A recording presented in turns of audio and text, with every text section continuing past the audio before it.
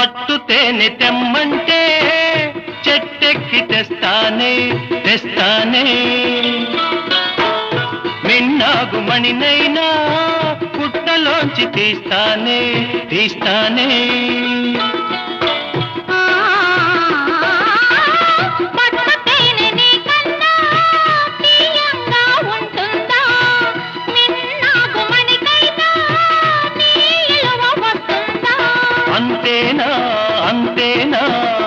అవును